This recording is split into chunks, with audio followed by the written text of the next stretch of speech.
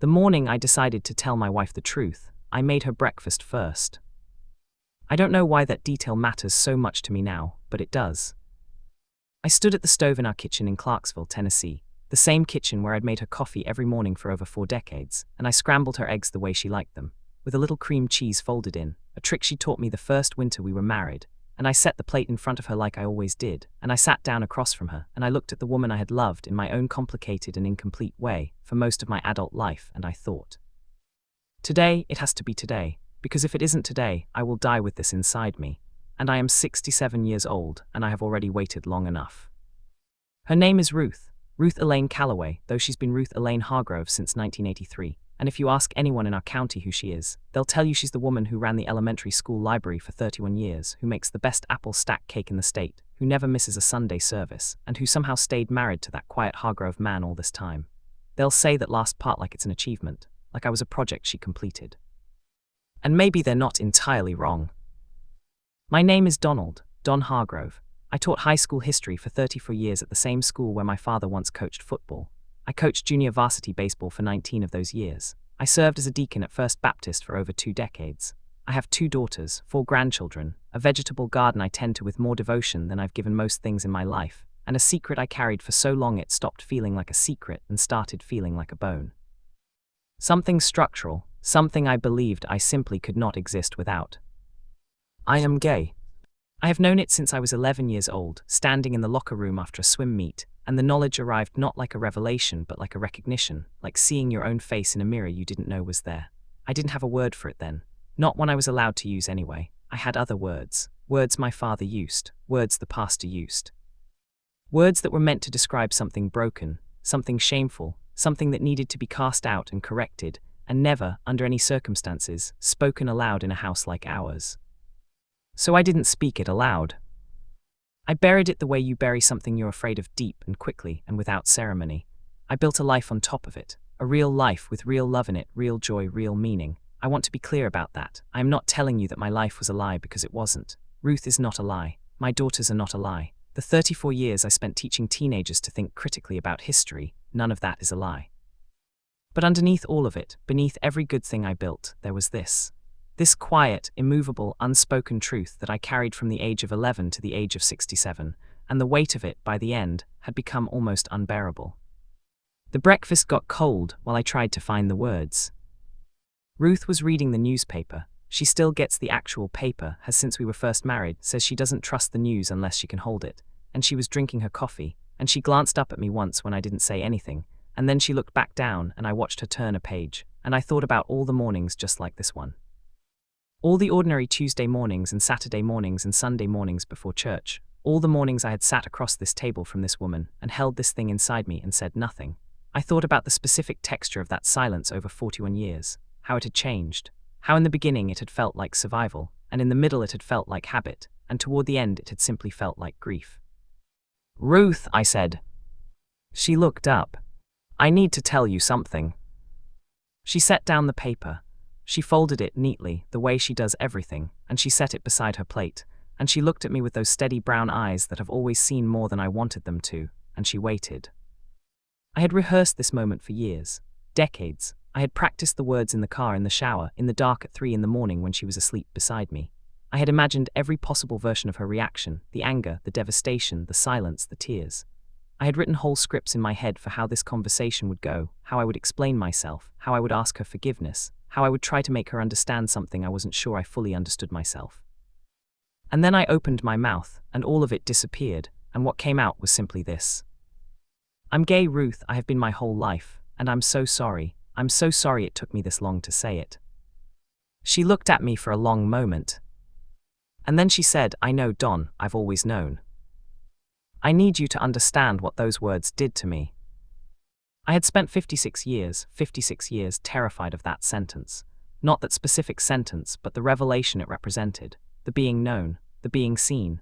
Every choice I had made since I was 11 years old had been organized around the prevention of exactly this moment. This exposure, this laying bare of the thing I had decided was too dangerous to exist in the open. And here was Ruth, my wife of 41 years, telling me with the same calm she used to discuss the weather or the grandchildren's school schedules that she had always known, and the world did not end. I started crying before she finished the sentence. Not quiet tears, not dignified tears. The ugly, heaving, decades-deep kind of crying that comes when something you've held for too long finally releases. I put my face in my hands and I cried at my own kitchen table in a way I hadn't cried since my mother's funeral, and Ruth got up from her side of the table, and she came around and she put her hand on the back of my neck, the way she used to do when our girls were small and sick and scared, and she said, "It's all right, Don. You can breathe now." I could not speak for a long time. When I finally could, I asked her how she'd known, how long. She sat down in the chair beside me instead of going back to her side of the table, and she was quiet for a moment thinking, and then she said, probably by the second year, maybe earlier. She said it matter-of-factly, without accusation. There were things, small things, the way you went somewhere else sometimes, even when you were right here, the way you never quite, she paused, choosing her words carefully, the way you were always a little bit away from yourself. I asked her why she never said anything. She looked at me steadily. What would I have said, Don? What words were there for it back then? In this town, at that church, she shook her head slowly. And you were a good man, you were good to me, you were good to those girls, I thought. She stopped. I thought you were managing it. I thought it was something you'd found a way to live with and that asking about it would only hurt you. And honestly, she added, with a quiet honesty that cut right through me, I was afraid of the answer. We sat in the kitchen for almost 2 hours that morning. We talked in a way we hadn't talked in years. Maybe in a way we'd never quite talked, with the whole truth sitting on the table between us, visible and undeniable, and neither of us running from it. She asked me questions. Not accusatory questions, not angry ones, genuine ones. What had it been like to carry it? Had I ever, and she paused here, and I could see her deciding whether she wanted the answer before she asked, had I ever been with anyone else? I told her the truth. No, never, and I meant it. Whatever I had buried and denied, I had kept that particular vow absolutely. She nodded slowly, and I could see her processing it. Then she asked me something I hadn't expected. She asked me if I was happy. Not had I been happy, was I happy right now in this life? And I had to sit with that for a moment, because it's not a question I'd allowed myself very often. But I thought about my daughters. I thought about sitting in the bleachers watching my oldest granddaughter play softball last spring, the way the afternoon light came across the field. I thought about my garden, which sounds small and probably is, but which gives me a specific quiet contentment I've found almost nowhere else. I thought about the students, over the years, who'd come back to tell me that something I'd taught them had mattered. In pieces, I told her finally, I've been happy in pieces. She was quiet for a moment, then she said, me too. I should tell you about the life I'd built so carefully around this secret, because I think it matters. I think the shape of the cage tells you something about the fear. I grew up in Clarksville, which in the 1960s and 70s was a town where certain things were simply not possible. I'm not saying that to make excuses. I'm saying it because it's true, and because context matters when you're trying to understand how a person becomes who they become. My father was a man of deep convictions and very little flexibility. He loved me, I believe, in the way he was capable of loving, which was firmly and from a distance, and with a set of expectations attached that I understood from a very early age were not negotiable. His template for what I was supposed to become was clear: a man of faith, a provider, a husband and father, someone who served his community and kept his private business private. That template left no room for the thing I was. I tried to pray it away. I want you to know that I genuinely, earnestly, desperately tried. From about 13 to 22, I gave a significant portion of my interior life to asking God to fix what I believed was broken in me. I fasted. I confessed. I spent entire nights on my knees. I believed, with the complete and frightening faith of a young person raised in a tradition that allows no ambiguity on such matters, that if I tried hard enough and wanted it badly enough, God would remake me into what I was supposed to be. He didn't.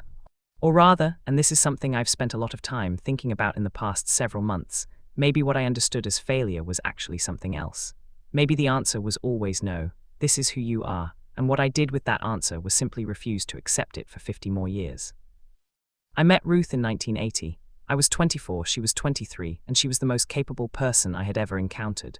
She was funny and sharp and completely unintimidated by anything, and I admired her enormously. I want to be very honest here. I loved Ruth. I love Ruth still. Not in the way I understand now that I was perhaps capable of loving someone, not with that specific quality of longing that I spent most of my life trying not to examine, but with something real. Something that sustained two people through 4 decades of ordinary life, through the raising of children and the loss of parents and the 10,000 quiet crises that constitute a marriage. I chose her. I chose this. And for a long time, the choosing felt like enough. But there are things you can't choose away. I remember when the AIDS crisis was at its worst. I was in my late 20s, early 30s, and there was so much fear, so much hate, so much language being deployed from pulpits and podiums and kitchen tables to describe people like me as deserving of what was happening to them. I remember sitting in church and listening to sermons that were, in retrospect, monstrous and nodding, and hatting myself for nodding, and hatting myself more for the tiny, treasonous voice inside me that said, those are people dying, and I kept that voice so quiet, so carefully, completely quiet. I don't know what damage that does to a person, over time. The constant suppression of your own humanity, the sustained performance of a self that is only partially you. I suspect it does considerable damage, though it's subtle and cumulative and doesn't announce itself loudly until one day you are 67 years old and you realize that the exhaustion you've been attributing to age is actually something older and deeper than that. The thing that broke it open, finally, was a book. My younger daughter Claire, she lives in Nashville, teaches high school English, gave me a memoir for Christmas 2 years ago. She didn't give it to me with any agenda, as far as I know. She gave it to me because she thought I'd appreciate the writing, and I do trust her literary judgment. It was the memoir of an older gay man who'd spent his life in a small southern town, who'd built a life around a secret, who'd come to his truth late. I don't need to name it here. You'd know it if you know it. I started reading it on New Year's Day, in the chair by the window in the living room, while Ruth watched football in the other room. I finished it in 2 days. I read the last 50 pages sitting in my truck in the driveway at 11 o'clock at night, because I couldn't stop and I didn't want Ruth to see my face. Something about reading another person's account of living inside the same specific silence, not just gay, but this kind of gay, this particular American Southern church-going late-century variety of complete and total self-concealment, something about it made my secret feel, for the first time, less like a shameful abnormality and more like a human experience.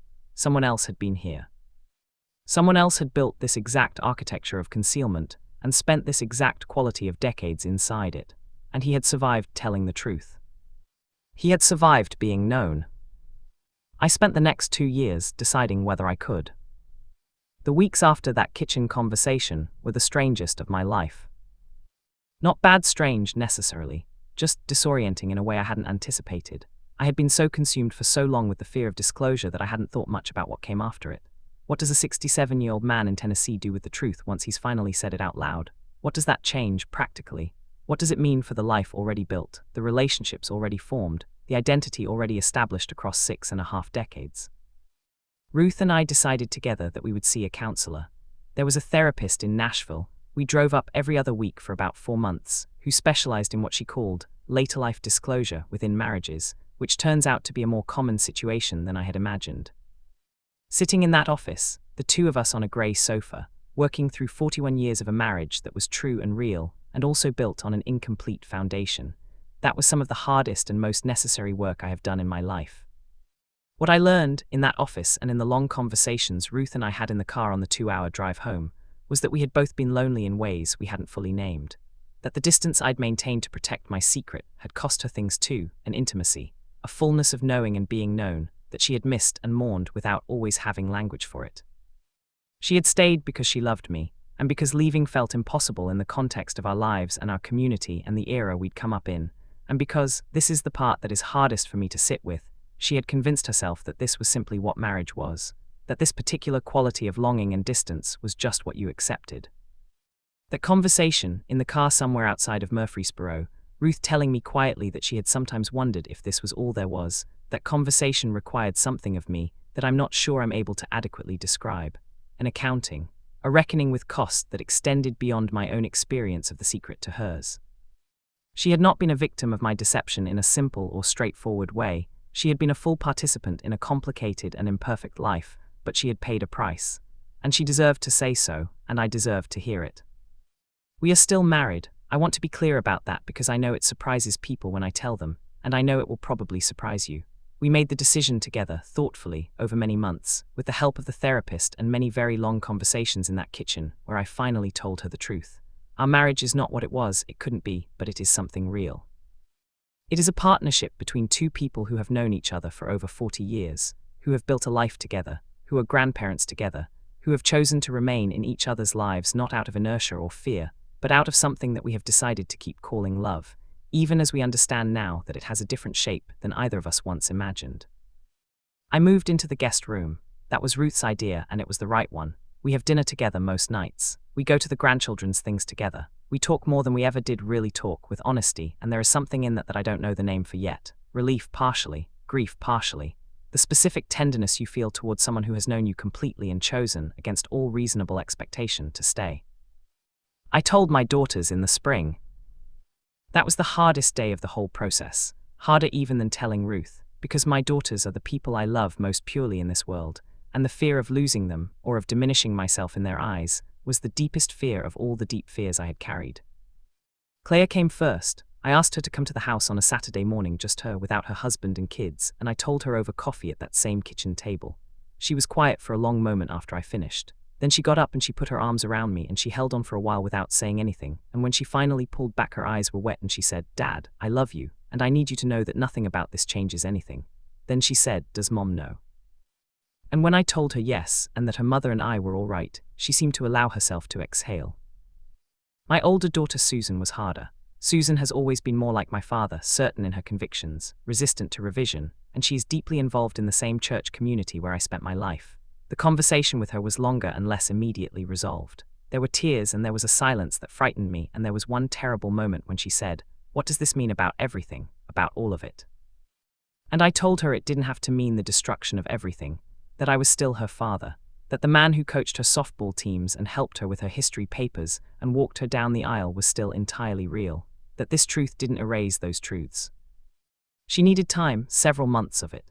There were weeks where we spoke only briefly, and I let her have the distance because she needed it and because I owed her the space to process on her own terms. But she came back. She called me on a Thursday night in October and we talked for 2 hours, and at the end she said, "I don't understand all of it yet, Dad, but you're my father and I'm not going anywhere."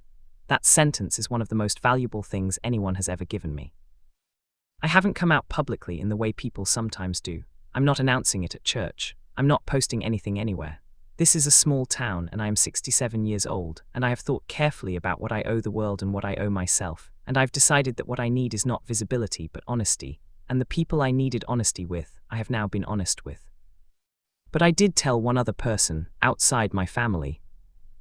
My oldest friend, a man named Gerald, who I have known since we were in the 5th grade together, who was at my wedding and at my daughter's christenings and at my parents' funerals. Gerald, who is a deacon in his own church, and who I had every reason to expect would struggle with what I had to say. I called him on the phone because I couldn't bear to watch his face while I said it, and I told him, and there was a silence, and then Gerald said in the voice I have been listening to for nearly 60 years, "Don, are you all right? Not what does this mean? Not what about the church, just are you all right?" And I told him I thought I was going to be, and he said, "Good, that's what matters." I have been thinking about that response ever since. The simplicity of it, the sufficiency. After 56 years of catastrophizing this revelation, of imagining it as an event that would unmake everything, the response that has mattered most is simply people asking if I'm okay and then staying in the room. I should tell you that I'm not entirely sure who I am now, in this new chapter. That sounds like a strange thing to say at 67, when presumably you have had ample time to figure yourself out. But I think that's part of what The Secret did. It prevented a certain kind of self-knowledge from developing. I spent so much energy on management and suppression that I never really allowed myself to simply be curious about who I was, in this particular way, or what I might want, or what a life lived more fully in my own truth might look like. I'm in no rush. That's the thing about being 67, the urgency has a different quality than it might have at 30 or 40. I'm not trying to make up for lost time in any dramatic sense. I'm not reinventing myself wholesale or abandoning my life. I am more than anything, simply trying to learn what it feels like to exist without the weight of The Secret. To sit in my own kitchen and be fully, entirely present in it. To stop spending part of every moment somewhere else, managing the distance between who I was and who I appeared to be. I tend my garden, I am still close with my daughters, and I have worked hard to remain so. I see my grandchildren as often as I can, and when my granddaughter asks me to play catch in the backyard, I do it with a wholeness of attention I'm not sure I was always capable of before. Ruth and I continue our strange and tender negotiation of what our life together is now, which is an ongoing project without a clear destination, and which requires a quality of honesty that I find, in its way, sustaining. Last month I went to a meeting, a support group for older LGBTQ+ adults in Nashville. Claire found it and mentioned it in a way that left the decision entirely to me, and I sat with it for a few weeks, and then one Thursday evening I drove up. There were 11 people in a church fellowship hall. The irony of the location was not lost on me, ranging in age from their late 40s to their middle 80s. I didn't say much, I mostly listened. But one man there, a man in his 70s who'd come out to his family in his late 60s, said something that I've been carrying around since. He said the years you spent before this were not wasted years. They were your years. You were alive in them. Don't let anyone, including yourself, take that away from you. I'm trying to take that in. I'm trying to believe it. What I know is this: I am 67 years old. I have a wife who loves me in the complicated and specific way that only 4 decades of true intimacy can produce. I have 2 daughters who are choosing, each in her own way and at her own pace, to keep me. I have 4 grandchildren who will know their grandfather as a full person, even if they are too young now to understand what that means. I have a friend of nearly 60 years who asked only if I was all right.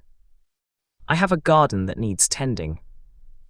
I have, for the first time in 56 years, a self that I am not hiding. It is late in coming. I won't pretend otherwise, and I won't wrap it in more grace than it deserves. There is real loss in the lateness, loss for Ruth, loss for the life I might have lived, loss for the man I might have been if I'd had access to different words and different possibilities at 11 years old. That grief is real, and I hold it without trying to resolve it too quickly.